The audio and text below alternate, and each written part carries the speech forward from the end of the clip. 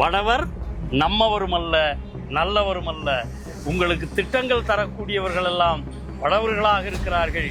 வடவர்கள் நல்லவர்களாக ஒருபோதும் இருக்க மாட்டார்கள் என்ற அண்ணா சொன்னதை நினைவுபடுத்தி நீங்கள் உங்களுடைய திறமையில் தமிழ் மக்களை நம்பி, தமிழக மக்களை நம்பி நீங்கள் ஆட்சி செய்ய வேண்டும். மக்களுடைய குறைகளை தமிழுக்காக என்ன செய்ய வேண்டும் என்று ஆய்ந்தீர்கள் என்றால் காலம் முழுக்க திராவிட முன்னேற்ற கழகம் ஆட்சியில் இருக்கும். ஓ சரி சரி, ஒரு பெரிய வாக்கா சொல்றீங்க. காமராஜ் என்னாச்சு?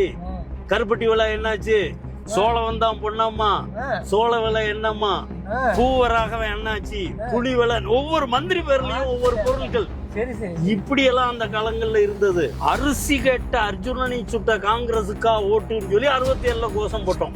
ஓ சரி சரி சரி சரி, அரிசி கேட்ட அர்ஜுனனை சுட்டு கொன்ற காங்கிரஸுக்கா ஓட்டு. கீழத்துவலில் கண்ணை கட்டி கையை கட்டி கம்மாய்க்குள் இருத்தி சுட்டு கொன்ற காமராஜ் ஆட்சிக்கா ஓட்டு. ஓ இவ்வளவு கோஷங்கள் இருக்காங்க. மும்மொழி திட்டத்தை அகற்றிவிட்டு தமிழ் ஆங்கிலம் ஆகிய இருமொழிகளுக்கு இடமளிக்க இப்பேரவை தீர்மானிக்கிறது. அருமை நண்பர் மூக்கையா தேவர் அந்த பொதுவுடைமையாளர்களையும் மார்க்சிஸ்ட் கம்யூனிஸ்ட் கட்சியையும் இந்த திராவிட முன்னேற்ற கழக கூட்டணிக்குள் கொண்டு வந்த பெருமை தலைவர் மூக்கையா தேவருக்கு உண்டு.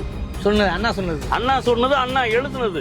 இந்த 24/6/1966 இந்த கட்டுரைவாவே எழுதியிருக்கார், அவருடைய கடிதங்களாவே இருக்கு. உடனே ஆட்சிக்கு வந்த உடனே ஒருபடி, படிப்படியாக 3 படி, இல்லையேல் முச்சந்தியில் வைத்து சவுக்காலடி அப்படின்னு பேசுனதெல்லாம் அண்ணா அவருடைய பேச்சு.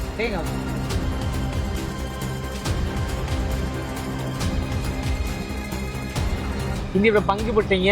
உங்களுடைய 65ல முழுக்க நான் இந்திய எதிர்ப்புல இருந்தேன். Okay okay.